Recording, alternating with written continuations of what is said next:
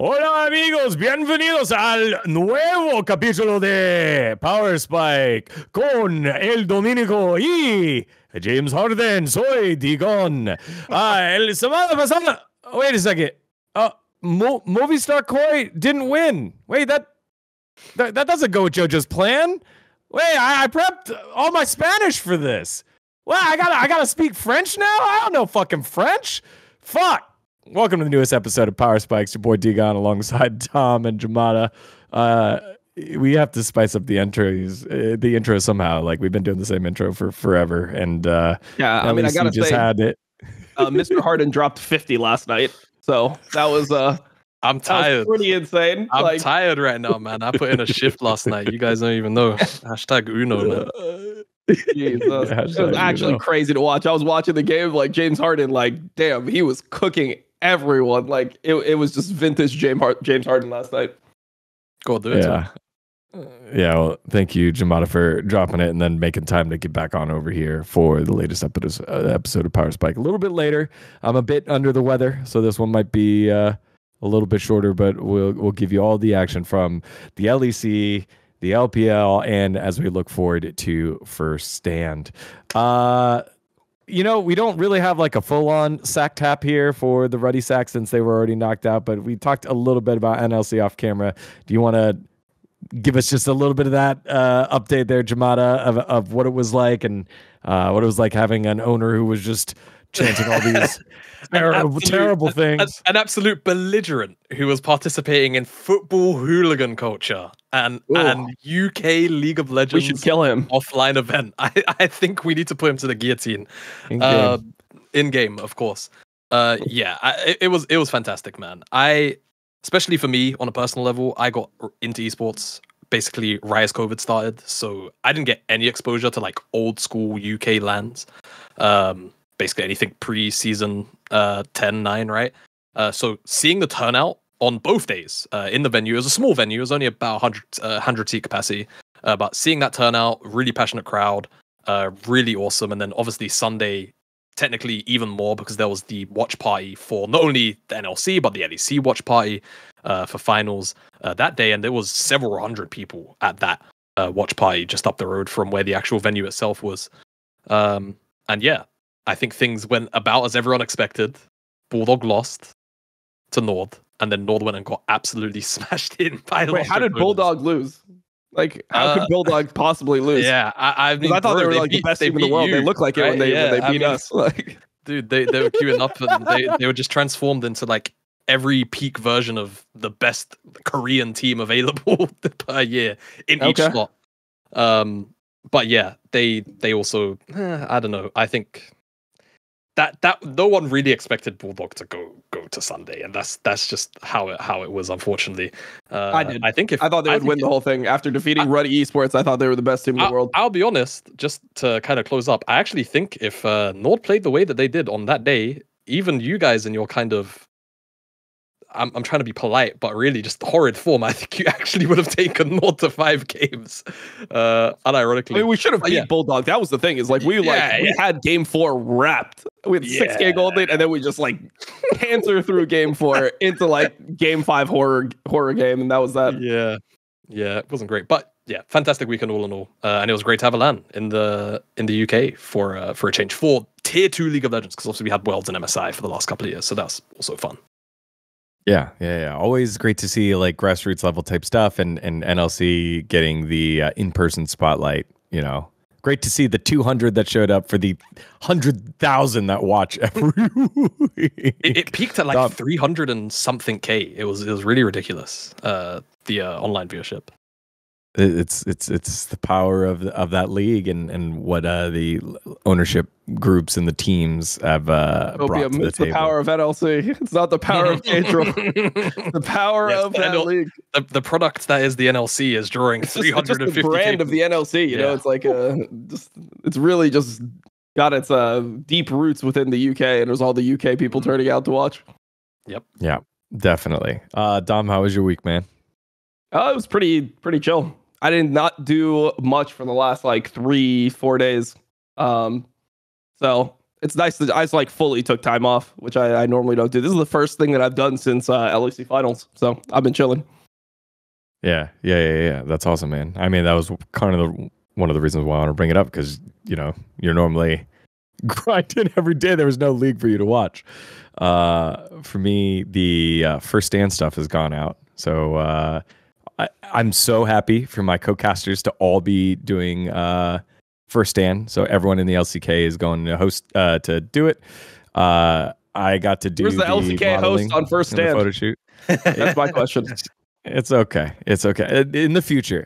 Laura has hosted the LCK before, so she is the LCK host. So next year maybe for MSI. I got to go to the studio today because I had to go pick some stuff up. It looks great. It's going to be fun. I know obviously it's smaller. Yeah, but they're setting up Lol Park pretty early on, and everything's in all the colors. And yeah, nice. If you get to go to Lol Park, check out the apparel and jackets, and if you haven't already, you can look online. And had a lot of fun to do that photo shoot with Chronicler, Subin, and Hyeji. It was a cool opportunity to be model dGon. All the working out finally paid off. So that's how I'll make it to first stand. Nice. Let's just be objectified. Yeah. That's how you. Yeah. Well, you know what? You know what? It's like not objectified. We're just the mannequin for the product, which looks really cool. It's all real nice streetwear level type stuff. Shout out to the hoodie. The hoodie was really, really nice. Well, I won't be there on an official capacity for first stand, but neither will the three teams that we have for our first segment. It's keep or kick, because we're going back to it. We talked about it in the last episode, keep or kick, GenG or BLG, and we very heavily sided on the fact that it's like, yeah, but BLG will probably make the run on the bottom side. Well, now they haven't, and we had an extra surprise. The team that we did not discuss in last week's episode because we figured they would win it all, G2 as well. So we're going to have a little bit of a keep or kick revised edition with BLG, GenG, and G2 on who you think will bounce back the best after their disappointing first split. Let's get into it. Keep or kick. All right. BLG, they fell earlier in the tournament to, was it Top Esports, in their amazing bottom lane gentleman run in the lower bracket, 3-1s all the way through. GenG, they fell at the final stop. We talked about it last week. And then G2 upset in the finals by Carmine Corp. First time the organization has failed to win in many, many splits. So that's the question here, Jamada. Who do you keep to have the better split moving into the spring? I mean, I think it's probably like by what happened domestically for all of them, it's probably GenG, right? Like, I think the only reason why we feel this, like, it's only a disappointment because by GenG's standards, they didn't win, right? That's basically it. Otherwise, by actual performance, pretty much from maybe not quite the very beginning of the LCK split, they were very much themselves. Excuse the dog. I think once sounded like a person, man. Are you sure that was a dog? Like I just heard. Like, okay. No, it's my 15-year-old puppy. Love him. But I think really what GenG need to iron out is just kind of, I think, integrating Duro more into how they play, right? And I think once they get over a majority of that hump, and I think probably just end up returning to the usual GenG playbook of very slow and controlled play, I think they're going to be fine, right? I think comparatively, I'm not going to talk about the other teams yet, but I think when you look at the other teams on this list, I think far bigger disappointments in how they were knocked out compared to GenG going to finals and losing Game 5 to HLE, who just seemed to be relatively immune to losing Game 5s under any circumstance. So yeah, for me, I think it's just GenG, keeping GenG, ensuring that once we hit spring, again, Duro looks better. Lane swaps are also gone by most people's guesstimations. I guess we'll see what happens in first stand if we get like weird people. Have, no, they actually killed the lane swaps. It just seems completely nuked, right? Yeah, I mean the Yamato swap was because they had the mid lane I don't even know what you want to call it, the fucking lane swap detection, the barrier around mid lane, the fucking absolutely just horrible game design. Like, it was just so disgusting to see like how bad Riot is at balancing the game. It's like they can't even figure out the problems. So they're like, yeah, we're just gonna like murder your family if you go mid or top. So that's the patch. We have people that will be like deployed to your house, and they will just kill everyone you know if you go into mid or top lane before like 3:30. Like that was like how they did it. It was like, okay. I mean, I guess, man. Like, I guess this fucking gets it out of the game. But the clips have been hilarious. Right? Yeah, I mean, it's so stupid. You late invade top. It's like you late invade top, and then your support is like crossing through mid lane at the end of like one like 29. Your support is just trying to cross through bot lane, and suddenly like the whole game explodes, and they just like Then Riot just goes and deploys just people to your house. The thing is, before the lane swap iteration Yamato had was because the mid lane barrier would go away at like 215 or 220 or whatever. So you could essentially just lane bot for one wave and then shift people up. The one that they actually ended up putting on live is like a 330 barrier on mid and a 330 barrier on top. So it's like you literally just can't have anyone mid. Like you can't have two non-jungle people mid or top at all. So I think they've completely killed lane swap. I don't think there's any way you can lane swap anymore. I mean, you can still lane swap. Like the thing is, like 330 is not that bad. Like 330, you can still lane swap. We saw, for example, in top esports game, I forget which series it was because they were all against each other. Maybe it was the final where they just ended up lane swapping at like 320 after like a really bad early game top esports. They like lane swapped and then their bot lane just was top at 4 minutes, and it was very early into the game. It's like 3 waves and they just went top. Yeah, I think the reality is you're probably still going to be able to tank like maybe one bad reset to get a lane swap, right? And then as long as you can just basically stabilize in that lane swap, you're fine. But yeah, I'm a lot more interested going back to GenG on just how Duo and Ruler will actually look consistently having to lane 2v2 basically against the other top bot lanes in the league. So yeah, I'm keeping GenG for sure. I think they are just by far the safest bet. Yeah, so the just again to reiterate the points, because I think there's 2 ways you could look at it. It's who bounces back best off of for the next split, and whose loss was the most disappointing, which is not what I said earlier. But when I think about it, I feel like those 3 all kind of fit. Dom, what do you have here for who do you think will bounce back the best for next split? I think I'm definitely keeping BLG. I mean, look, technically maybe G2 will bounce back the best because the region is the weakest. It's the easiest to bounce back. Like, let's see, KC just has a sophomore slump or something, then maybe the second split slump, whatever the fuck you want to call it, and G2 just ends up taking the cake there. Maybe that ends up happening. But in terms of like teams that I think will play the best in spring, I mean, I think BLG were like the kings of laning team. That's who they were originally in the LPL for the longest time. Like going into MSI, the reason why I rated them highly pre-lane swap, before lane swaps became the meta, was because of the fact that they had the strongest set plays, the strongest 2v2 laning. I mean, they just won every single bot lane. They knew how to play like into like jungle invades. They knew how to play into like bot lane dives really well, better than pretty much any other team. And when I look at the other teams, it's like GenG, I actually think that they're going to be way worse off without lane swaps into a team like Hanwha Life. Like when they have to lane everyone just into Hanwha Life, I just think that the bot lane is really gapped. Like I think Duro and Ruler, we saw so many mistakes from them. Whenever they would like be in any 2v2 situation, the fact that they're going to be consistently in 2v2 situations, I think that is going to be tough for them. And I think GenG had a relatively like inactive style. I feel like lane swaps were probably the best for GenG out of like every team in the entire world last year.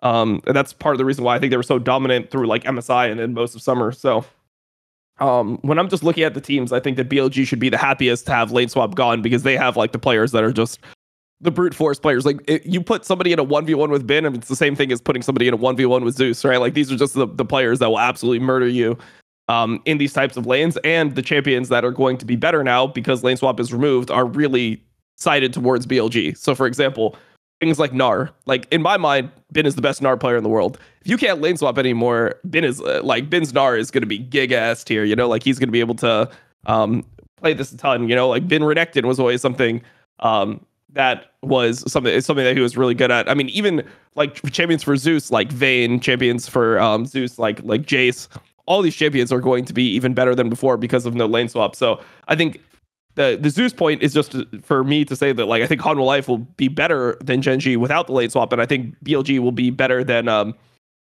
LPL teams as well in the similar ways where they just have like the stronger laners, and if they're just able to lane and play the game normally, that is what they thrive at. Yeah. I like that. I think part of me wonders about the bot lane for GenG. It's like, one, they were new. Ruler got in, I think, later than other people. And then if you're kind of overloading Duro with all these different aspects of the game that were new that he had to call, and if he just gets to settle back down and just focus on the lane, which is what he was good at over at B&K Fear X and why he got the call up to go to GenG, I wonder if they'll bounce back, but that is a big wonder. I'm also surprised that no one picked G2 just because they've been so good for so long. Caps felt like he had an off game. Rumor had it that he was like sick or something. And yeah, just the body of work of the team. But you know, I feel like you can't go wrong. You can make an argument for all three of them here. When it comes to most disappointing one, I'm changing the goalpost now. Whose loss was the most disappointing, though? What do you think? Because I mean, when we talk about all three of these organizations, success and winning championships is expected by all three. I mean, I would say G2's was pretty pathetic. Like just getting 3-0'd the way they did, and just, you know, I mean, they didn't really even put up a fight. Like there was no game where they looked like good or competitive, I would say.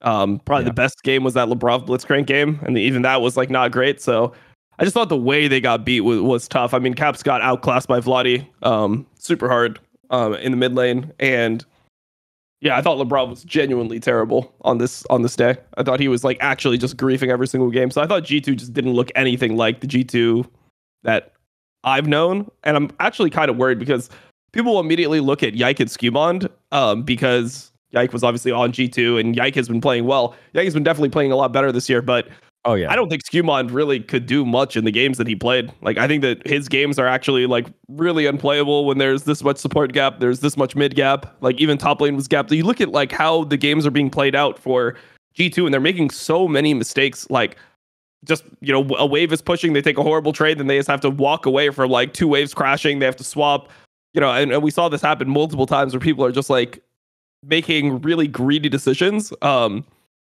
And they're just losing the game in like the neutral state to KC so hard. So I was pretty disappointed in G2. Like BLG was probably my second because BLG had the massive throw, but that is still like a massive throw with multiple inhibs down where it was like kind of unlucky as well because the Cassante EW actually bugged like in the play. So it was actually like a catastrophe that happened that allowed them to lose this game. Like there is definitely a world where the Cassante just gets his W off and it doesn't bug, and then he just kills, he trades 1 for 1, and then that situation ends up being fine. They get Elder and win the game. Or Soul or whatever was spawning at that point. There was some jungle objective spawning bot side that they had control over. So yeah, I don't know. I thought it was I thought the G2, the way they lost it, just looked really like sad to me. Jamada. Very sorry. Dog doing dog things. Yeah, I mean, I'm kind of torn because I think that, like Dom said, the nature of G2's loss is, I'll use his word, it was pretty pathetic, right? But I also like a 2-hour series. Like it was stupid. It was, and you know, it's a topic later on, so I don't want to touch it too much. But even like draft was in basically all 3 games just didn't make sense in my head at any point. But I think BLG for me, just because in a very similar way, I think everyone, unless you were maybe Dom, rooting for AL from basically day dot, pretty much just expected BLG to just make the run, even though they lost the best of 5 to put in the lower bracket from the get-go. I think bug aside, they probably still should have run over Top Esports in the form that they were in at the time, right? Because Top Esports got significantly better throughout that bottom bracket run, throughout that lower bracket run.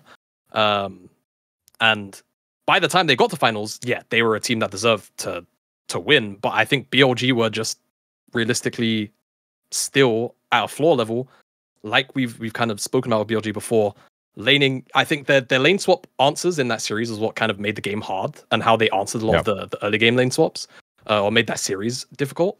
But I think losing basically, round 3, 4th place, technically, right? Instead of top 2, that to me is kind of a bigger disappointment, because I look at the LEC and I at the least can kind of cope and say, I think the top end of the LEC has gone significantly more competitive, right? The top teams are stronger generally. Minor arguments. I mean, just because KC is good. That's literally the only reason. I don't know if it's just because KC is good, but Fnatic is still the same dog shit Fnatic. I made a video just flaming how disgusting Fnatic is. And then you broke them. But at least for me, right? I think that with G2, they made it to finals, and I can kind of swat it off as a bad day of prep and a bad show up day, right? With BLG, I think losing to Top Esports when Top Esports weren't fully ramped yet, with full hindsight of what we know Top Esports have gone on to do, is slightly worse in my books. Yeah. All right. Well, there you have it, folks. Both who will do better in the future and whose disappointment was the biggest. It looks like we're keeping a lot of GenG and BLG here. Sorry, G2. We fit you in there, but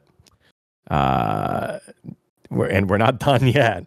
But not a good look for the winter split. Let us know in the comments below what you think. Obviously, who you keep, who do you kick, will bounce back the best going into the spring split or split 1 or whatever the nomenclature is for your season. I guess the LCK regular season for us here in the LCK. All right. Well, as we always do, we need to take a second to thank some of the friends that make the show run. And this week, it's our friends over at Raycon. Now, does anyone feel like March is madness for all our basketball homies? There's just so much noise about everything right now, whether it's the birds chirping away as spring wakes up or the endless bombardment of trash coming from my TV. Everything from my work to my workouts is getting interrupted until I found the Everyday Earbuds by Raycon. They have active noise cancellation capable of drowning out the most maddening of sounds. Raycon's Everyday Earbuds are your quieting sidekick for the gym, work, or phone calls, offering premium audio that goes everywhere you go. And their latest model is even better with 32-hour battery life and multi-point connectivity that lets you pair with 2 devices at once. Speaking of battery, I know that a lot of us are forgetful in the gaming space, but Raycon's quick charge function, just 10 minutes of charging yields 90 minutes of battery. That's most of your workouts anyways. And the Raycon start at half the price as other premium audio brands with similar features. My parents were visiting Korea. My mom did not bring any earbuds. I let her use my Raycons. She loved them. You will too. So head on over to buyraycon.com/powerspike to get 20% off the best-selling everyday earbuds brought to you by Raycon. And if you're not liking it, Raycon has their 30-day happiness guarantee return policy, no questions asked. That's buyraycon.com/powerspike to get 20% off the everyday earbuds. Thanks to our friends over at Raycon for making Powerspike great. Us just offering the best products possible that we use in our daily lives. So support the show, make your life better. Thanks to our friends over at Raycon. All right. Next up, maybe these guys needed some Raycons to knock out some bad draft voices. We've got some fraud alert for you on some bad drafts. And it's a double European dipping here with Fnatic and G2 on this list, as well as anyone's legend. There was a couple of big questions there, but we'll have our experts decide on the scale of 1 to 10, the fraudulency scale of their drafts in their final series. Let's get into it. It's Fraud Alert. All right, Fnatic and G2 both knocked out at the hands of Karmine Corp. And I feel like with the Fnatic one, there's a very specific moment that even my ass knew that's not right. And it was the moment that you needed the most in game 5. I'm looking at that Lulu misfortune, but I'll defer to you, Dom. When we look at Fnatic's drafting against Karmine Corp, that has to be the one that sticks out. And how fraudulent is this one?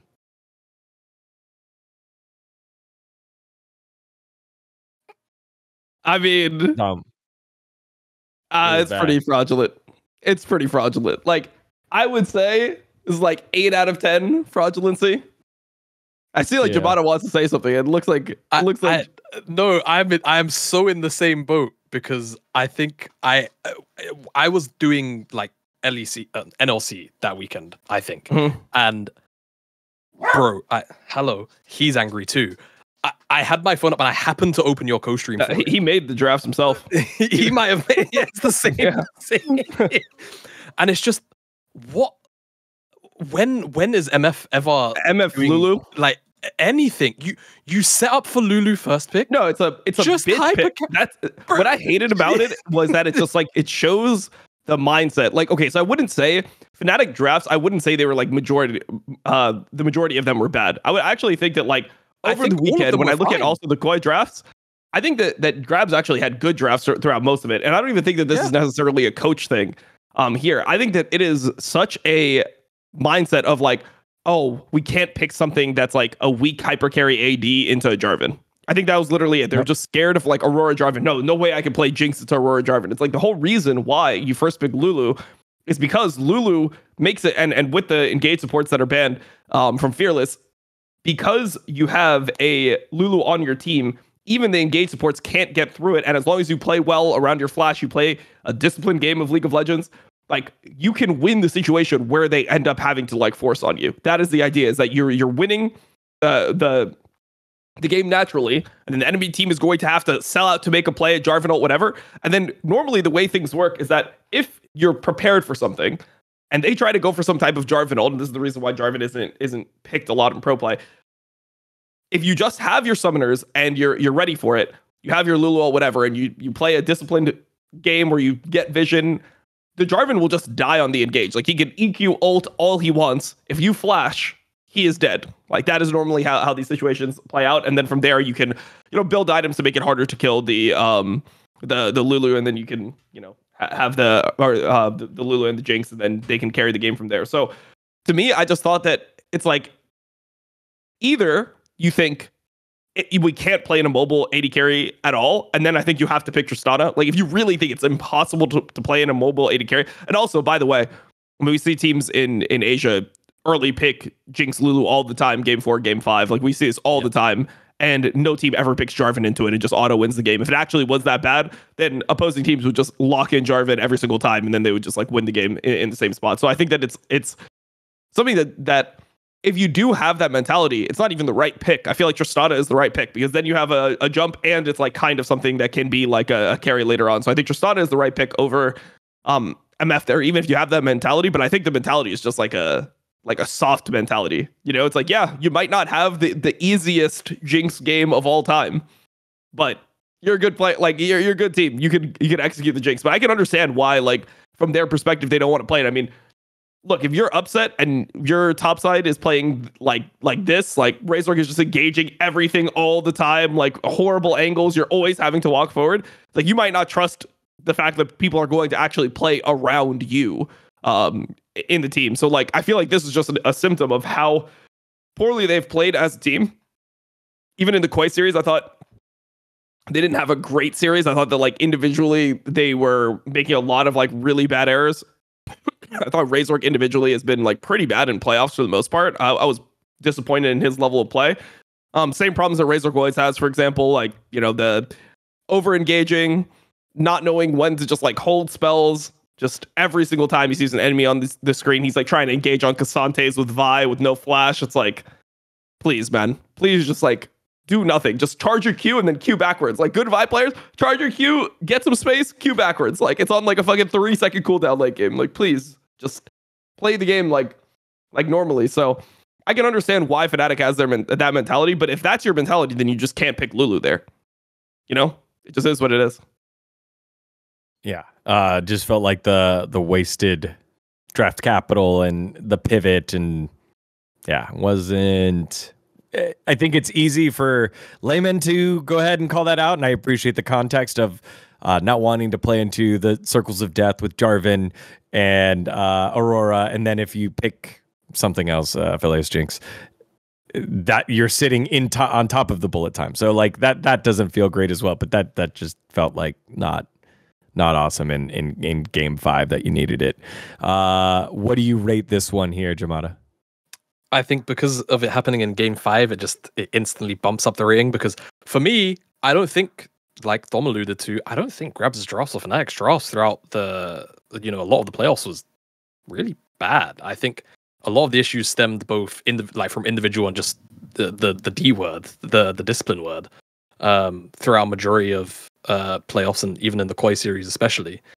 I would probably give this. I wouldn't go as high as 8. I would say it's probably like a 7, like a real 7, like not the bitch 7 where you ask them for a 1 to 10 and like, it's probably 7.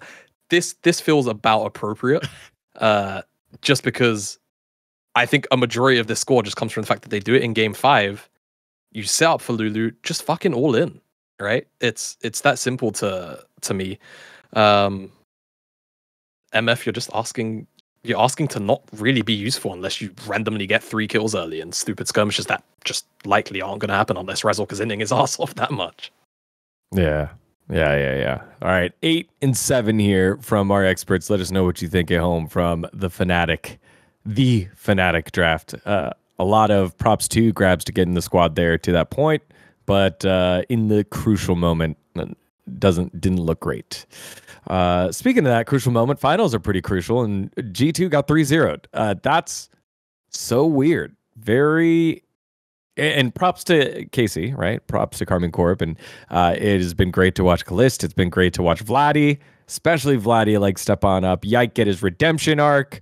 So he continues his streak of LEC championships, but we need to talk about the G2 drafting here. When we think about finals G2 drafts here, Jamada, what comes to mind? Why is it so egregious? I mean, for I personally, I don't think that G2 fielded a single good draft in finals. I think every single draft was just heinous. To me, the game 1, right? They had Ezreal, Vi, Leona. So they've got 2 forms of engage. Ignore the dog. A 2 item Ezreal, cool. And then it's like, if we want more engage, we go Ornn, no problem. But then we go Ori into kind of a like semi. You're gonna get a bit outranged, but at least you have the ball to kind of supplement the rest of the melee champions to get good shockwaves. But Caps hasn't played Ori all year long. It was his first time playing Orianna this year, right? And we know historically, he's great Ori player, no problem, but very uncharacteristic for Caps this year. And very specifically, he then went on to just have a very poor series, getting caught out a lot, greeting flashes on things like Talia W, getting knocked back constantly. It was just really, really strange. And then game 2, they're on blue side, and somehow Casey managed to acquire Skarner, Yone, and Rumble. How does that happen? Like, how do you let a red side team get all 3 of these picks under any circumstance?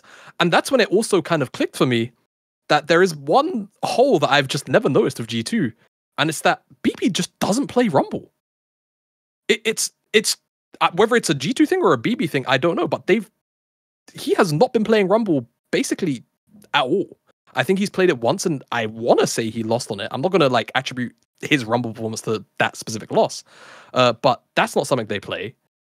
And then they obviously intently were happy to give over Skarner, but first picking Zyra, I think is okay, but you have to there has to be trade-offs for it, right? And I don't feel like they ever got a good trade-off for that. And then the final game, I don't want to say it was the most egregious, because I think giving over Skarner Rumble and Yone is it's one of the biggest drafting things I think you can do on this half of this year's patch. They want to play a Caitlyn lane, right? And they're on red side. And at least to me, the way that I always view Caitlyn is you almost even in the lane swap meta where you you're not always going to be matching 2v2. To me, it is a golden rule that you get support counterpick to lock in that it's going to be a good lane, right? And I understand you're 3 games deep. A lot of the engage supports have been taken off the board, but they blind Thresh into Victor Jin, who are just usually going to be very far outside of range of getting death sentence pretty much in any teamfight circumstance.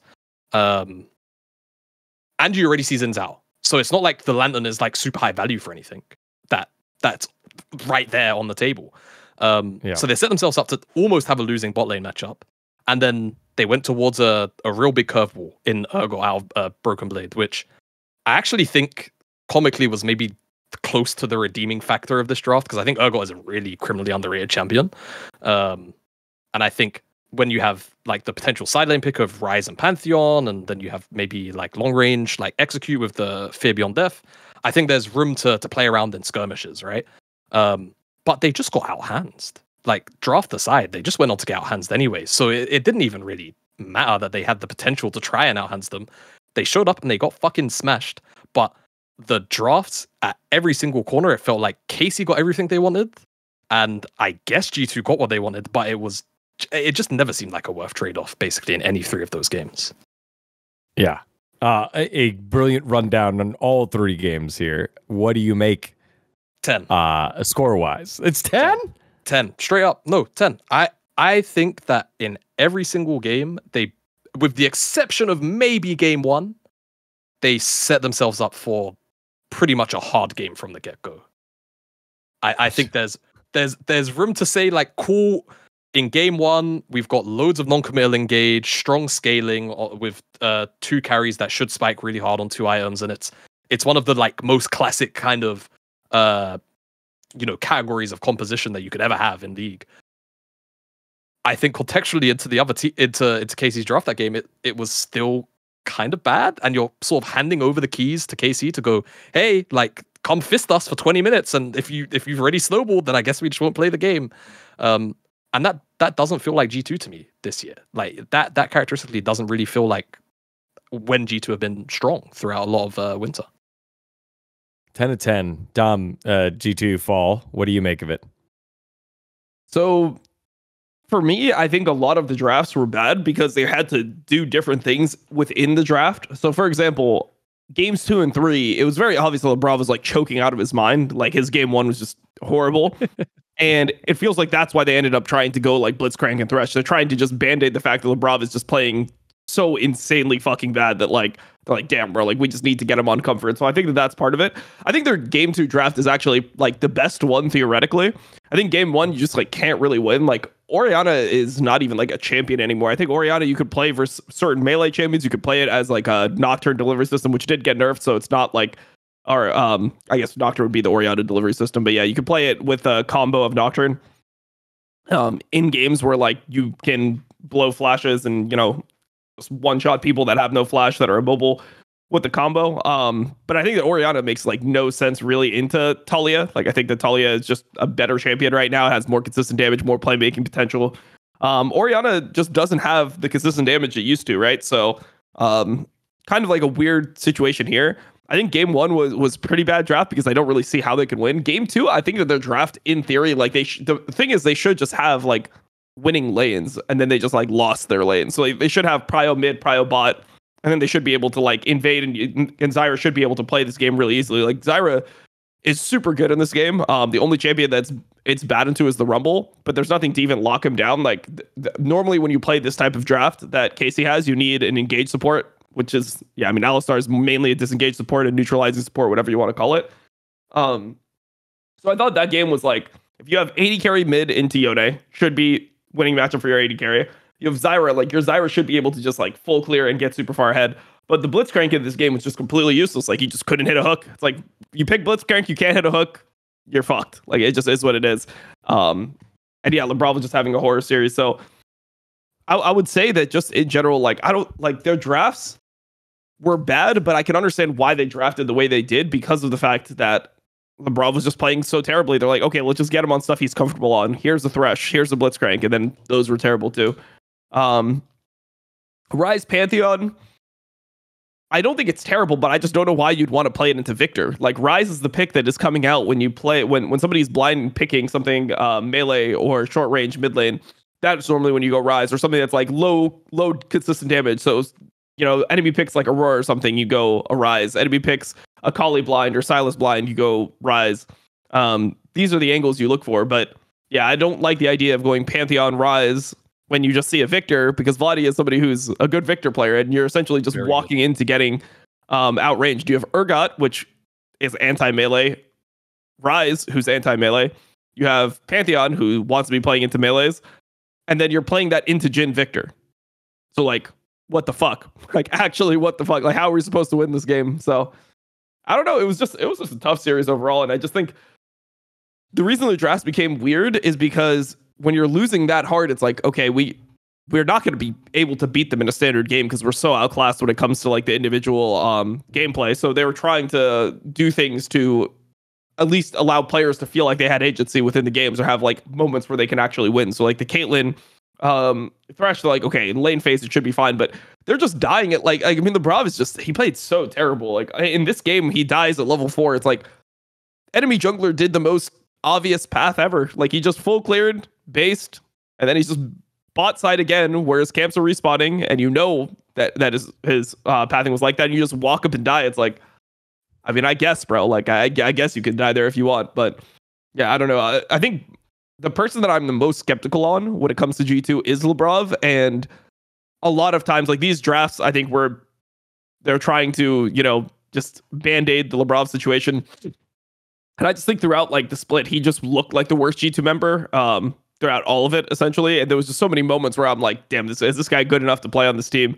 So I'm pretty worried about Labrov, and that's kind of like why I think these drafts are bad. That's why in the last one, I am the most skeptical of G2 coming back and being strong, is because I think that this player is like very limited. And when I think about Labrov throughout the years, pretty much any time there's been like real pressure on him to perform, he's done poorly. Like when people thought that he was really good, he would always underdeliver. The vitality times when he first joined the team, when he was playing with the super team, it was always like, oh, this guy's really high rated in solo queue. Let's see what he's got. And then when like people had no expectations on him, like that BDS 2023 year where everyone's like, oh yeah, he's not that good, then he pops off again. But even in a lot of moments, there's been like these big flaws that he has as a player. Like he gets addicted to playing 2 or 3 champions, then you ban them out, and holy shit, like he's just incompetent off of them. There was Blitzcrank at a period in 2024 where he was just picking it every single game. Teams would just ban it. Then in summer, he was just like the Rel guy. He just wanted to play Rel into everything. Then teams started banning it every single game or taking it away from him. And he was just not able to play the rest of the champions that were available. And especially if we're moving into more and more fearless drafting, which it seems like that's going to be the case, I think a player like him is going to be really limited because it feels like he just wants to like hone in on playing a couple champions and then play those champions even in hard positions for them and thrive like that.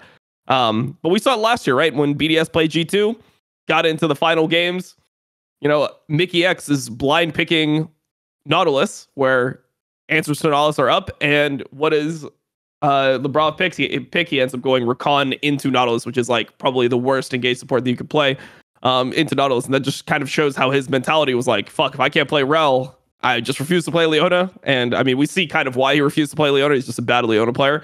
But I just think that it's really tough to have a player like him who has choking issues.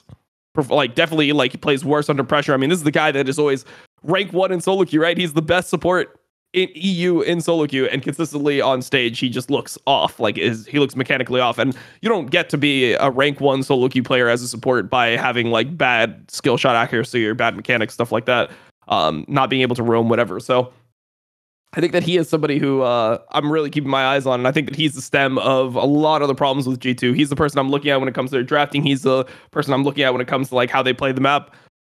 He's doing a lot of like just walk into areas where he can't walk, try to get vision, die. He's doing a lot of this type of stuff, so we'll see. How long do you give it? Like you're gonna keep an eye on it. How long do you give it? You have to give it the whole year, to be honest. I don't really know. Like I don't think there's gonna be anyone who you can get mid-season that's a direct upgrade. Especially with how like the splits are working. Like, family picking up Nisqy and support. Yep. I was gonna say, there's one Zdravits Ilyev Galibov who's been rumored to be possibly available with Nisqy potentially moving to Vitality. I don't think they should do that either. Yeah, I'd still take LeBron over Hilly in the way he's playing right now. Yep. I fear. Yep. Okay. I do think Nisqy will be a good support, though. So do I. I know it's technically not on the topic sheet today, but I think Nisqy's actually low-key gonna cook. He seems like he has the personality to be as a good support player. And he just knows how to play the map. That was always his biggest strength. Yeah. And he's mechanically good at the champions that he plays. His laning was just never good, and he was never somebody who wanted to like sit in side lane and farm a bunch. So, well, the worry is that what if he just doesn't play the support champions at the high enough level? Right? Obviously, we know how he wants to impact the game. Support champions are fucking easy. Yeah, like the support, I can't genuinely think of a support champion right now that's like in cycle that's hard to play. Like that generally has such a high floor that you're just going to look completely homeless. And Nisqy has good enough hands for sure. Okay, well, I wish the best to Nisqy, and we'll see what happens here with Lebrov and G2 as they move forward. One more team that had some draft questions in their finals, and that was Anyone's Legends over at the LPL. They tried to go with the circle comps there in game 3 and that was kind of stunted because they played behind the tower with the 4-man behind the tower, and then Silas came down, just destroyed everyone. In game 2, they almost giga through. Like that was kind of crazy as well, just as a series. But when it comes to the draft here, Dom, I'll defer to you first. How did Anyone Legends do as they fell in the finals, despite having legendary coach, future Hall of Famer Tabe drafting for him? I don't think the drafts are like an issue at all, to be honest. Like when I looked at how they played, I mean, I just felt like they were outclassed by top esports in other areas. So I didn't really have a problem with the drafts in general. I think that maybe like game 4 draft from AL started getting a little bit sus. Like they had quite a bit of AP in this game, but in general, like I do think that they had fine drafts. They were just being outplayed consistently. Jamada. Yeah, I had the same read. I mean, I think for me, it was more, not only were they getting out hands, I think that some of the conditions they set for themselves, like from the drafts, given the context of what was happening in the game of top esports were predominantly winning a lot of the skirmishes, I think really put them like at a disadvantage in that kind of aspect. I think Tabe put them in pretty good spots, or themselves, right? Like I think AL from a draft perspective were otherwise fine. I don't think we had any situations like in the G2 series where I kind of look at the drafts and I go, man, I fucking hate it. I looked at the AL games and I just I felt a lot more confident that they could pilot out a lot of those situations. I think the only game where I had half of like this is kind of weird was like, I think it was game 2 where I felt like top esports kind of locked themselves into soft dive. Because I want to say it was like Kaiser Aurora first rotation. Yep.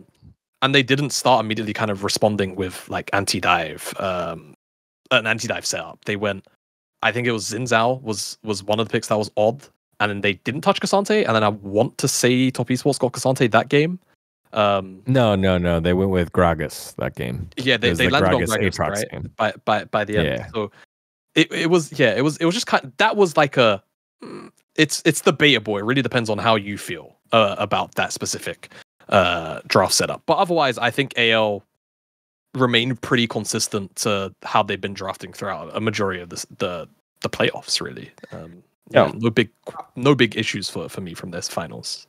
Yeah, I think the game 1 draft is probably the most questionable, where they like flex the Wukong, or like they didn't flex it. It was like early Nidalee. It was like early Nidalee. Yeah, it was like early Nidalee, Leona, and normally I think that you want to pick Nidalee more like either in a second game when Vi is down, or you want to ban Vi, or you want them to like early pick a Zyra, and then you have just stylistic counter pick where it's like you have disengage into poke. I think into Vi Ahri, it is pretty tough to play Nidalee comps. in general. So I think that was maybe the one that I was the most skeptical on. But even like game 4 draft, where they did have triple AP topside. I mean, they are playing triple AP topside into Casante, which is not great. But on the other side of things, they have a Corki, which is one of the highest DPS champions in the game. And like the way their comp played out, they should have just been able to like scale and win this game after how the early game played out. So yeah, I would say AL. I wouldn't say the drafts are fraudulent at all. Like I think that blaming draft would be foolish in their games because of the fact that they were just outclassed. Like they're just the worst team. Okay. All right. Yeah. I think for me it was the Casante getting passed over a little bit earlier. I like the breakdown here. I didn't really think about the breakdown of the Nidalee into the Vi Ahri combo there, just because I was like, oh, Tarzan, Nidalee, that makes sense. Let's see if they can make it work. But what do you rate it? This is pretty low then. Yeah. Like a 2 out of 10 fraudulency. Yeah, I think Tabe is actually like he's carried the team quite hard when it comes to drafting. To be honest, I think the drafts have been like some of the best. I mean, I really hardcore agree. I've been a Tabe Glazer since day one. I remember Dom when before the season started, you were like, "Yeah, I'm really big on AL." You brought up everyone except Tabe. I was like, "Bro, Tabe's the guy. Like Tabe will bring this shit together." Yeah. And yeah, I just think anything he touches recently just seems to do well, more than recently, honestly. But every project he touches just it significantly improves, and it's really awesome because usually it's obvious to see like top down like habits, draft, all the stuff that you would expect a coach to have influence on by an eye test. If you have experience in as either as a player or as an analyst, you can usually see it when Tabe's on a team. Yeah. I mean, he is instantly like when you look at Tabe teams, they instantly start controlling vision better. Like their setups become way better. It's obvious that he has like a formula of like how he conveys the teams. Look, when you get into like a neutral space, you need ward here. You need to like stand in these locations, whatever. Like you need to do this type of stuff. And you always see it from his teams. And then also when it comes to drafting, I just feel like he has a good idea of like how to, just draft in general, like winning comps for teams. So. I mean, he did the same thing with BLG. He did the same thing with AL last year when it was like a dog shit AL that he ended up taking over. And yeah, I mean, this guy is almost ended up being really good. It was such a freak, like almost occurrence from that AL team. Yeah, and it was also like pretty unlucky. Like the AL team last year, like their playoffs were super fucking unlucky because they just ran into top esports in the 3rd round, and it's like because of how everything went, the fact that JDG ended up losing to NIP. It meant that JDG actually, because they were 3rd seed in spring, had the points over them, so they didn't get to play Gauntlet, and it was just pretty like depressing for AL because they were a top 6 team at the end of last year. Yeah, that was definitely unlucky, but either way, unscathed is anyone's legends from our draft scoring here in terms of the fraudulency scale. So there you have it. We had 10s for G2, 8 for Fnatic, and a 2 here for anyone's legends. A couple teams that won't be making it to first stand. Let us know in the comments below what you think is the fraudulency score for all 3 of those teams in their decisive losses in the winter split. All right. Before we get to future telling and start thinking about first stand, got to remind you about one of our friends over at Quip. And to do that, here's a familiar face. Hey guys, this is Monte Cristo, and you're watching Power Spike, of course. And Power Spike is brought to you by the Quip 360 oscillating toothbrush. Guys, this electric toothbrush works fantastically. And if you guys haven't used an electric toothbrush before, you should know that it can remove up to 11 times more plaque between teeth compared to a manual toothbrush and provide up to 2 times more whitening on day 1. Also, compared to other electric toothbrushes I've used, this one feels a lot better. It's smaller and it's a lot quieter as well. It also has a 30-day charge on it, so you rarely need to recharge this thing. It's been utterly fantastic. I've been using it for months now, so you should definitely check it up. Time to level up your oral hygiene game, guys. And Quip 360 is a great way to do that. Just for listeners, that's you guys, of Power Spike, get 20% off site-wide and a free travel case and countertop stand at getquip.com/spike. Free your mouth today and save 20% site-wide, plus a free travel case and countertop stand at getquip.com. It's QUIP/spike. GetQuip, QUIP.com/spike. Go get it today, guys. They also have water flossers, which is another way that you can really make your mouth significantly cleaner. Your dentist will be very impressed with you, as mine is whenever I go. Thanks for watching, guys, and thank you to Quip. And yes, again, head on over to getquip.com and use the code /spike to get 20% site-wide. That's GETQUIP.com/spike for 20% off. Thanks to our friends over at Quip.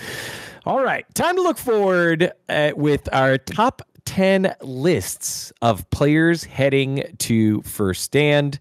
Obviously 25 players in total, 5 from each of the major regions, and we decided to go ahead and rank them up here. So let's get to it. Our top 10 lists of individual players, and we will go one at a time, because it's really hard to go 1, 1, 1, 2, 2, 2. That's too many. So we decided to go all 10, and I'll go first because mine is probably the least impactful, I think, between the three of us. So for me, here's my list. I'm putting it in our group chat. I'm not sure how producer Light wants to use it, but I have Zeus as number 1, Viper as number 2, 369 as number 3, Zeka at number 4, Delight at number 5. So there's 4 Hanwha Life, and then 369 as my top 5.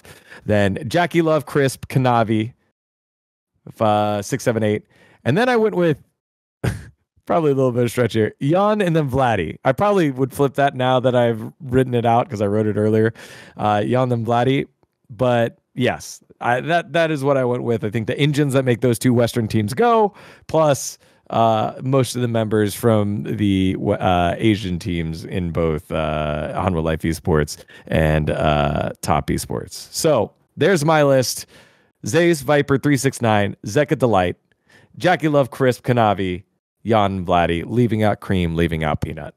I don't think that's too egregious here, guys, right? Like that's not too crazy. I will say this with my list. I ended up doing the cope too, where I put 1 Western player because it just looks so bad to have all LPL and LPL. Look, but it, like realistically, no Western player should be on this list. Like it is just the 5 LPL players, the 5 LCK players. Like that is just what it is. Like I also I snuck Vladdy in there just for the optics, but realistically, like I'm taking Peanut over Vladdy. I mean, the Asian players are just much better than the Western players. And this is a problem that I always have, is like I always try to like cope myself into putting Western players on these lists, and I always regret it. Like I've done these lists for now years, and every World's Top 25, I'm like, Caps is there, and then I just see like, you know, him just not make it out of group stage, and it's like, yeah, he's not there, bro. Like even the Eastern mids that I kind of like shit on are just better for almost every single time than, you know, all the Western mids. This is how it is. All right. Well, Dom, go ahead and put it in order. Let's see what you got here for us. If you type it in, I guess our Discord. I have it here. I can get it up. Copy it here. Yeah. All right. So I got Zeus 1. I have Delight 2. Then I have Kanavi 3. Actually, I was hating how this guy was playing earlier, and then he just became the GOAT. So I have to respect him, even though he kind of pisses me off sometimes. Kanavi 3, Viper 4, 369 5, Zeka 6, Jackie Love 7, Cream 8, Crisp 9, and I have Vladdy as 10, but it's actually Peanut at 10. But it just looks too bad to have Peanut at 10, so I'm just gonna put Vladdy at 10, just so I don't get shot by KC fans. So like actually, both of us revising afterward. But actually, it's just Peanut at 10. But like I put Vladdy at 10 just so I don't get shot. You know, that's it. Yeah, we don't want that. I think so. For me, the reason why I had Crisp higher is like that. I just felt like in the finals when he was playing Rel, like those predicts on the shattering strikes were were pretty cracked. Like it was very fun to watch him just constantly get that one right. And I'm like, all right, cool. DEI pick. It's actually a DEI pick. Holy fuck. It's DEI.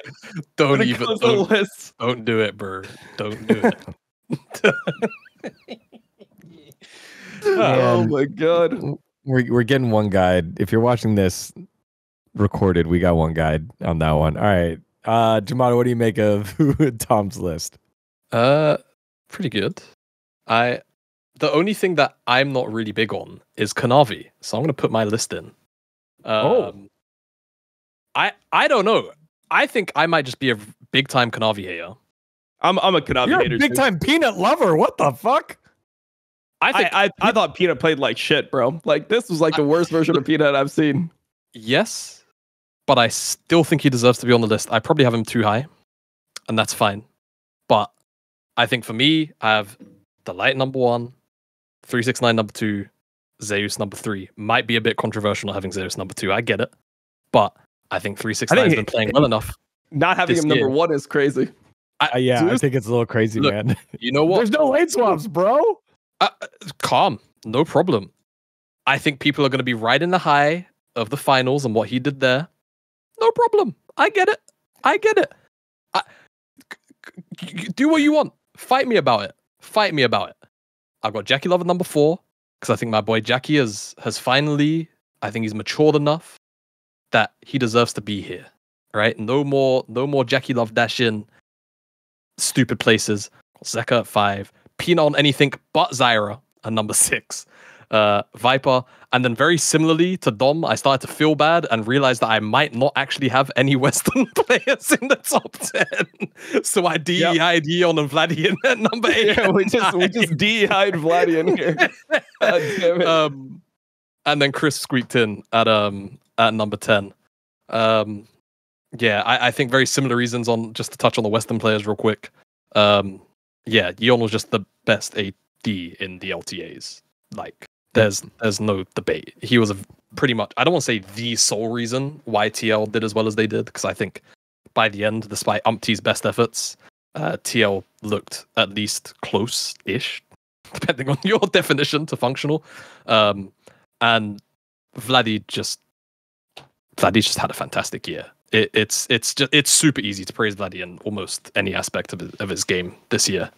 So yeah, that's where I'm at. That's my list. I get it. You guys love Zeus. I don't love him as much. I think that this guy is like so insane to have on your team in Fearless because like not only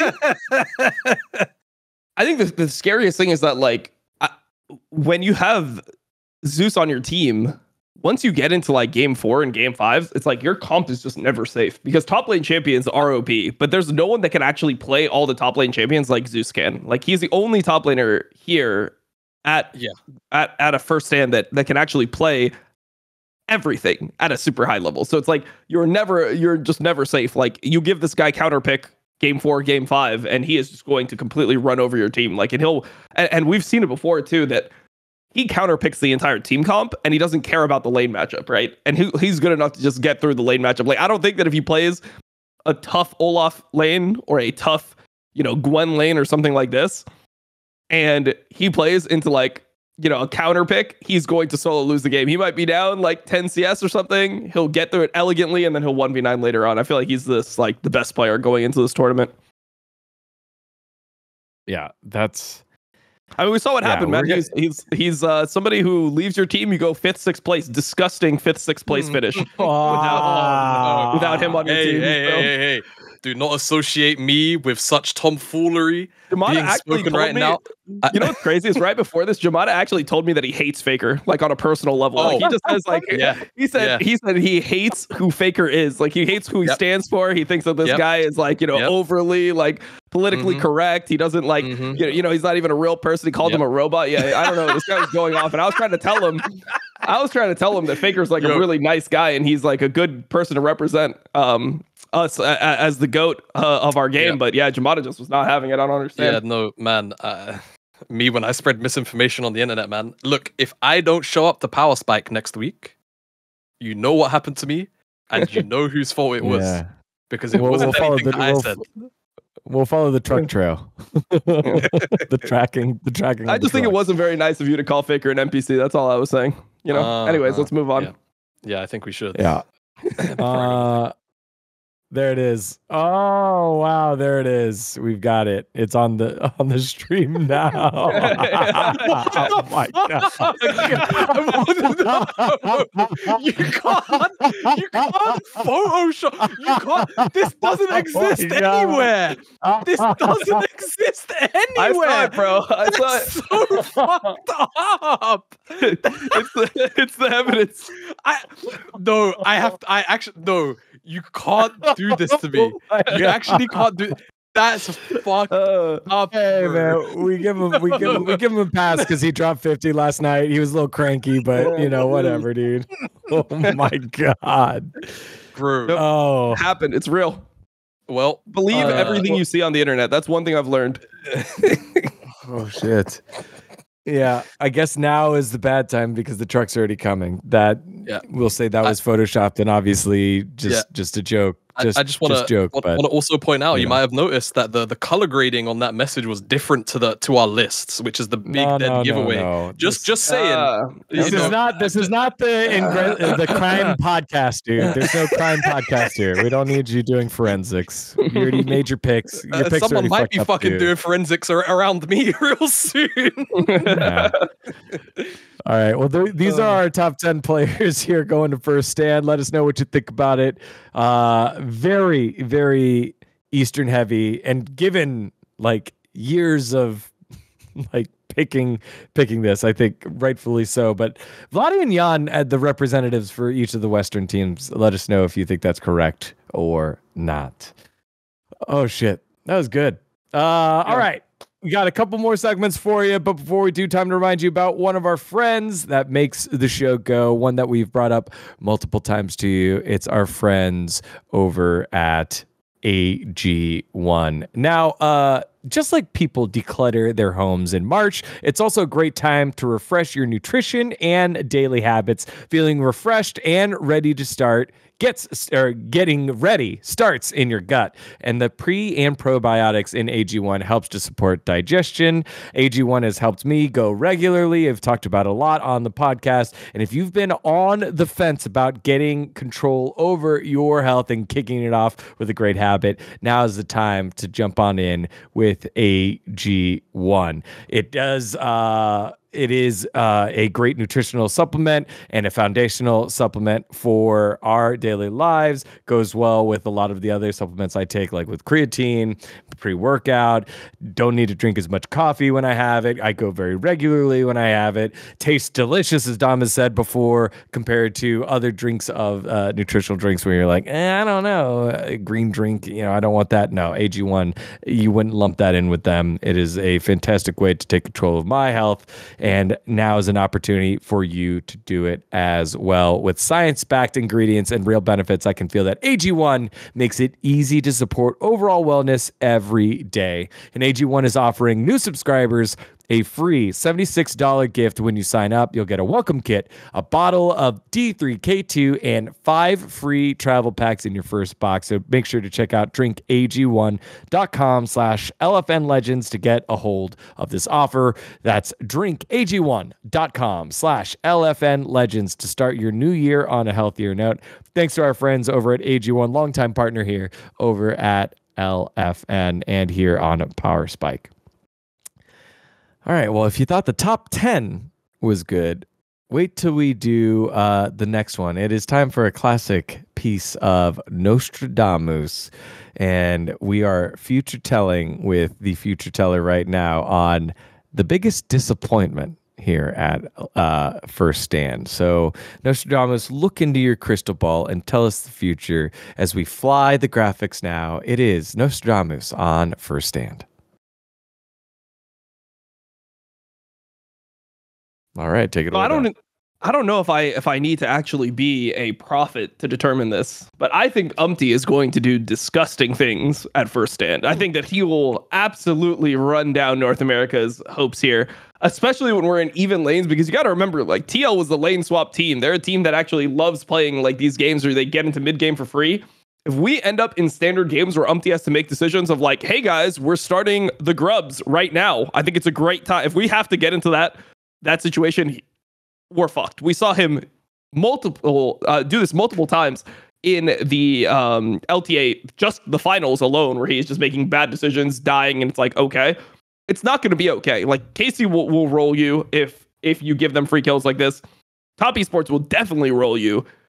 Hanwha Life will also roll you. Like, it is going to be pretty tough for Umpty to actually play here at this tournament. So yeah, I think that this is going to be a rough one, and I'm just saying that we have seen a consistent level of performance from Umpty, and it hasn't been a consistently good level of performance.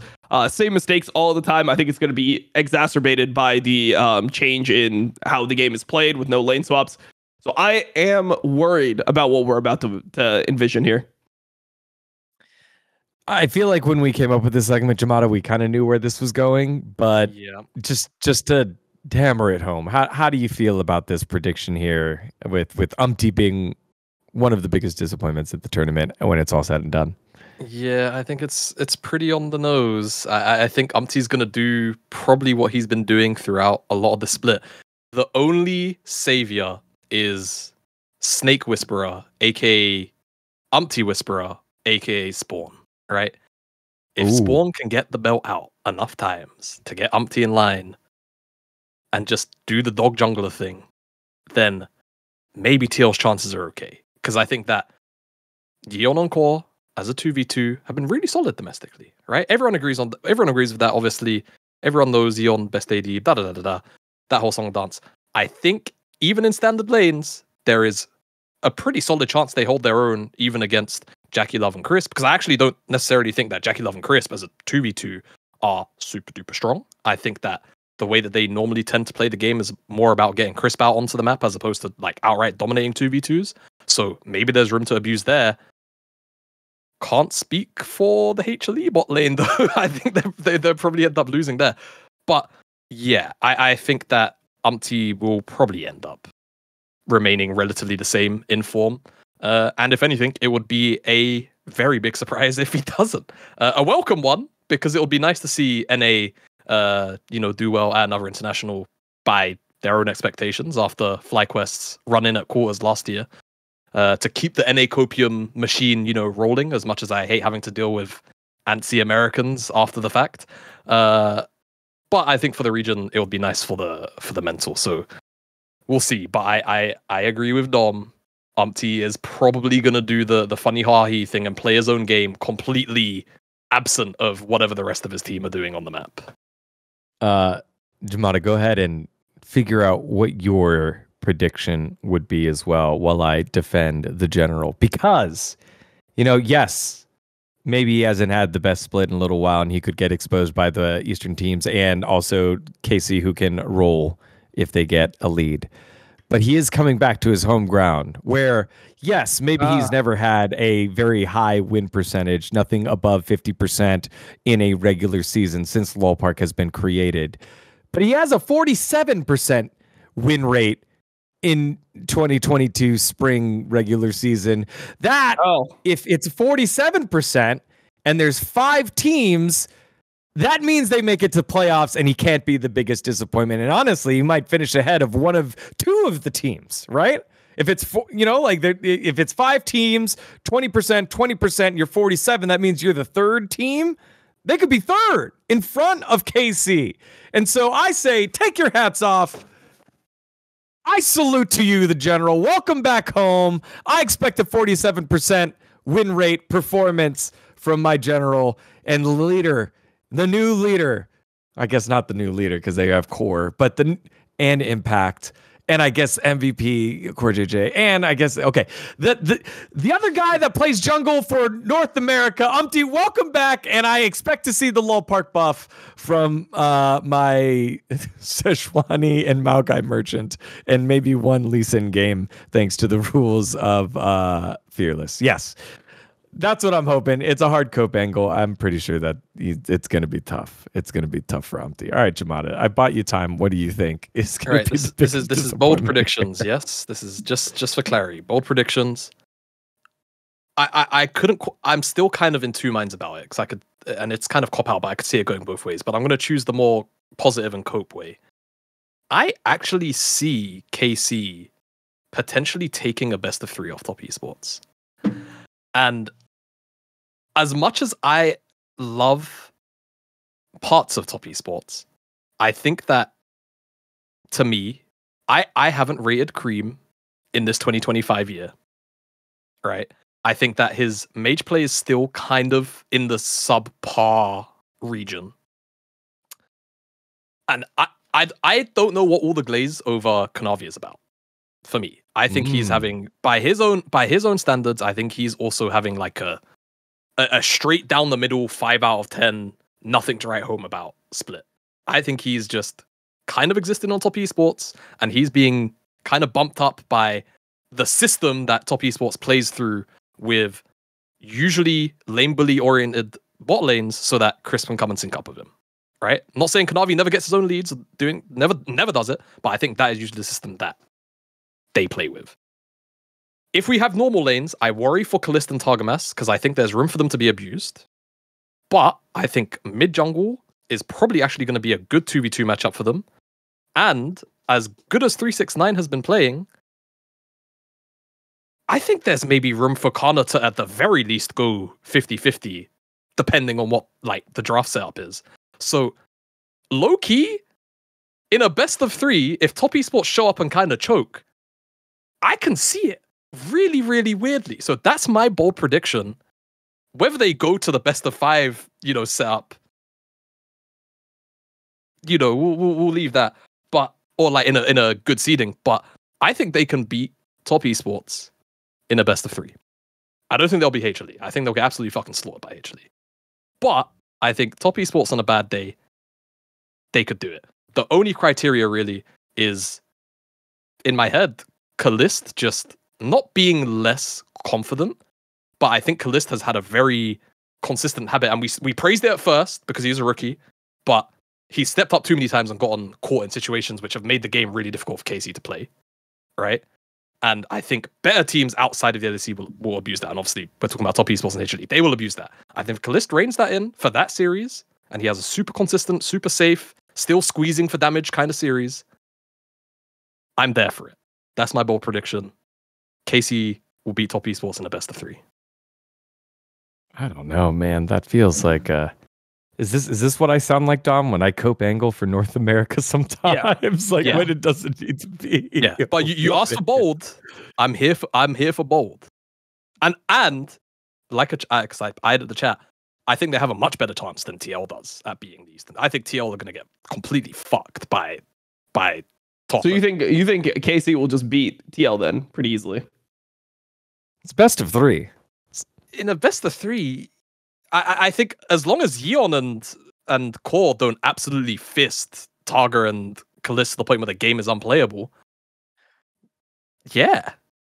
Honestly, I think they will. I'm not sure. I think KC, I think the weird thing about KC is they play like almost ERL style, where it's like very dragon focused. They play these really long games. I feel like there's lots of opportunities to come back. That's like the main reason why I think Top Esports will just end up beating them is, they're going to give Top Esports too many opportunities to come back into the game, and Top Esports is going to outplay in one of them, and then suddenly the game will just be unplayable. So, yeah, that's my criticism of KC in general. I just feel like they're not very I mean, it's not like consistent. It's just that they don't play fast enough to beat Asian teams, in my opinion. But I mean, the thing is, I think that they could win if they get like a really good scaling draft and they're able to just capitalize off that. Because I feel like that is the difference between Asian teams in general and Western teams. Is Western teams are definitely more on the side of scaling, where Asian teams are going to like pick things like Nidalee. They'll just pick like the Nidalee draft and be like, yeah, we're gonna run the game early. So I guess we'll have to see how everything works there. I like these, man. All right. Now that I think about it, Jamada, that's fine. Jamada with 2 clippable moments to come back to when we take score after first stand. This is gonna be a good one. I appreciate both of you guys for your predictions here. The Nostradomus with Umpty, and then Jamadamus. Yeah, we'll figure that one. We'll workshop that one. Yeah. With KC taking a game from top esports and doing better than TL. We'll see. First international event for this org, and it's going to be rocking over at Lowell Park. Let us know if you agree with these predictions in the future or not in this week's segment of Nostradomus. All right, finally, one more segment. We're gonna go with predicting the rankings. We'll go with predicting the rankings, but that's only after we remind you about our final partner for the show, and one that you've heard Dom talk about a lot here. It's our friends over at Factor, who are ready to help you optimize your nutrition this year because they have chef-made gourmet meals that make eating real easy. They are dietitian approved and ready to heat in 2 minutes so you can fuel right and feel great no matter what life throws at you. And you can lose up to 8 pounds in 8 weeks with Factor Keto meals based on a randomized controlled clinical trial with Factor Keto. Results may vary depending on diet and exercise, but it's a great setup for you to be on that track. With 40 options across 8 dietary preferences on the menu each week, it's easy to pick meals tailored to your goals, and you can choose from preferences like Calorie Smart, Protein Plus, or Keto. Factor can help you feel your best all day long with wholesome smoothies, breakfasts, grab-and-go snacks, and more different add-ons. Make sure to reach your goals with ingredients you can trust and convenience that you can't beat. So make sure to eat smart with Factor. Get started at factormeals.com/Factor Podcast and use the code Factor Podcast to get 50% off your first box plus free shipping. That's code Factor Podcast at factormeals.com/Factor Podcast for 50% off plus free shipping on your first box. Thanks to our friends over at Factor. All right, prediction time. Let's get to the rankings of this one. No surprises here from the LCP. We don't think that the squad that has some returning members could probably clip a game off of Team Liquid, maybe off the top, maybe off of a sleeping Hanwha Life esports. How do we see this whole tournament breaking down? Dom, let's start with you. Man, I think the rankings are pretty simple for me. It's just number 1, Hanwha Life, number 2, Top Esports, number 3, KC, number 4, TL, and number 5, CFO. I haven't really watched any CFO. Maybe they could beat NA. I don't think the NA team is very good here, especially if we're doing standard lanes. So maybe, but but I mean, it depends on the form that TL comes in, because TL at Worlds, they played really terrible. I mean, you could see when they were playing versus, teams like, for example, Loud, like just their level was really low, and it seemed like they were like choking out of their minds. So if they have the same amount of pressure, maybe they could get last place. But yeah, like I think that right now, the rankings are pretty standard. I mean, maybe TL does better than KC. I think it's pretty hard to say because it's KC's first international tournament, and KC plays differently than the other teams. Like if you look at how fast TL plays, TL is much more willing to like try to take risks and progress the game, whereas KC plays like dragon focused League of Legends. Like get the first Drake, all right, 5 minutes, nothing happens. Get the second Drake. Like they try to do that style of League of Legends, which I think is not the optimal way to play, but it does work when you play against teams that are equal or worse than you, or if you play like mega scaling drafts. So we'll see how it ends up going, but yeah, that's my ranking. Pretty straightforward, done and dusted. Just a couple of facts here on the squad from LCP. Flying Oyster, we're familiar with them. They've made it to Worlds before. Their mid laner, 17 years old, Hong Q, will be there and pushing the limits to being one of the youngest players at the event. They also run double top lane. Like they have 2 top laners that both play. They substitute in usually about half or 2 and 2 because a lot of their series were 3-1 wins.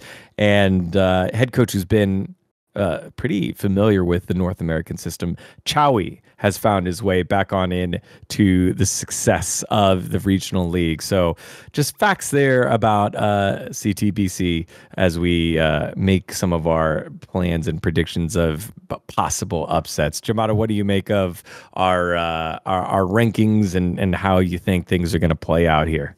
Yeah, I think it's just the standard answer, right? Hanwha just look better than top esports. Top esports should be number 2. KC look better. Yeah. I think it's pretty obvious. What I will say is I'll double down on my Nostradamus, and I'll say that KC. I'll double down and say KC comes second. They won't beat Humble. I'll do it. Fuck it. I'll be the guy. Right. If they come third, then I think just by nature of how the actual playoffs in first stand work, they'll have to play the second seed. My assumption would be that the second seed is top esports. And hell, if they beat top esports, then technically they should come second, which means they should play the third seed, which will still be top esports, theoretically. Let's take it a fucking step further. They beat them in a best of 5. And they go to finals. But then they get absolutely booty blasted by HLE. There you go. Just to make it like moderately spicy and to not be boring, because I think the reality is top esports will probably just smash the Western teams. Chances are same as Hanwha. I think that is everyone's expectation. But I think there's enough funny business out of KC that, again, in a best of 3, I could see them like top esports show up. They're not in a good state. They just fucking lose. The best of 3, right? From the Nostradamus. But I'll take a step further and just say fuck it. Best of 5. Let's just say they choke. I know Tien's not there anymore. It's Kanavi, and usually Kanavi performs in higher stakes positions, usually, but that's tends to be domestically. So we'll go with that. We'll fucking slam KC in number 2. I might have to start learning French or something. If I in fact, it's kind of making me ill as a Brit, like doing this much KC glazing. To be fair, but that's where we'll go. We'll land on that to not be too samey. Yeah, I also think that Hanwha Life could lose to top esports. I don't think that Hanwha Life is like an unbeatable team. Yeah, I think that they have a lot of like really like moments in their games that they ended up passing through. Like for example, versus GenG, they had this moment of essentially just chain feeding, right, where they just like 5 deaths in the top lane in like 20 minutes. Where I feel like these types of skirmishes will actually favor top esports. I think top esports can close from those positions. So I don't think it's like a free win for Hanwha Life. I do think they're the best team. But there are definitely like holes in their game. In general, I think that Viper has been making a lot of like uncharacteristic mistakes, and I think Peanut has just been like pretty bad. I would say that maybe, I don't know, he's like probably like around like the 3rd best jungler in the league is where I'd put him. I just think that there's a lot of like issues that he had with Fearless Draft. I mean, we saw like the Game 5 Heartsteel and movement performance. We've seen all the Zyra picks from him. He's played a pretty good Nidalee, which was surprising, but overall he just looks weird. I mean, there was the game he played versus Beryl as Sejuani where he just like let Beryl just kill him at red buff for no reason, where it just like it literally looked like he DC'd. Like he just like kept on autoing the red as he was dying. It's like, bro, you're getting like one shot. Like, I don't know if he was like F-keying or he just didn't see his champion or what the fuck was happening, but like that was like really, really int. And I can tell you as a jungler, like, I have to do this shit in solo queue too. You just have to drop your buff. Like it is what it is. Like there's a Poppy support in my jungle. Like he's gonna one shot me. Like you just have to do it. So Dom, I have a question. Yeah. Peanut Zyra, Umpty Skarner. Who's making that game more difficult for their team respectively? Peanut Zyra for sure. I think Peanut Zyra, like the way that he plays Zyra, because the thing is that you can't just get by on Zyra. You can't just like do your job on, like you actually have to make the game around you, and you need to like be making decisions that will progress your lead over the enemy. And it feels like Peanut never makes those decisions. Like every time I watch him play Zyra, he's like even farm on Zyra, where it's like, dude, you need to be like going for that, squeezing that extra Raptor camp when you have tempo. And I feel like a lot of times Peanut just wastes too much time when he plays the pick, and that's why he always loses on it. So yeah, I think that Skarner you can just get by on. We saw like Umpty do it versus C9, right? Where he had a game where he was getting out jungled by Blabber. He was pretty far behind, but it's like you're still just playing Skarner, where I feel like at Zyra, the game has to be around you. And that's something that Peanut is pretty bad at doing. Like he just ends up almost every single game. Even if he starts with a lead, just look at like the CS around like 22 minutes or 23 minutes. He's normally even with the enemy jungler, where it's like, bro, you should be like 70 CS up if you're playing Zyra properly. And I think he just doesn't really maximize like his clearing. If you even watch how he clears, like you can leave your camps, you can leave plants clearing camps, and you can make other things happen. And I feel like he's just not good at the champion. I love this take. That was the argument I was hoping you were going to make, Dom. It's the battle between Umti playing it bad or Peanut playing it wrong. Yep. I feel like we did this before with Team Liquid over at EWC, where we didn't have any expectations for them, barely any expectations for them. It was and they popped off. They had a really good fight against T1 and pushed the boundaries there. I felt like that was what I wanted to see, and it surprised us. And I think it really was a testament to their preparation. And when you give them time, Spawn will get the guys right. And I think that's what I'm excited about here in this tournament, and the fact that they're best of threes to decide seeding. Yes, it sucks. It's only single round robin rather than double, but I think that's exciting. There's also a lot of North American teams, a lot of LTA teams here in Korea. And, if you needed a second opinion or you needed a way to like fact check yourself or gut check yourself, you've got FlyQuest here, you got Cloud9 here, Shopify Rebellion here in Korea to be like, hey, I want to try this lane matchup out, or I want to run this by you. What do you think? To at least get that right, because we've seen that in the past between the LPL teams where when they go to Worlds, they share information and prep so that they can all make it out to the group stages. So I'm interested to see if that helps with the team, but current form going in, I think it is pretty standard, and we just needed to have that conversation to put it in stone.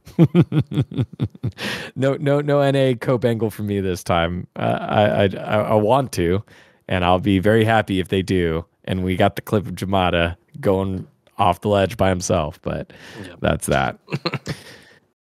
All right.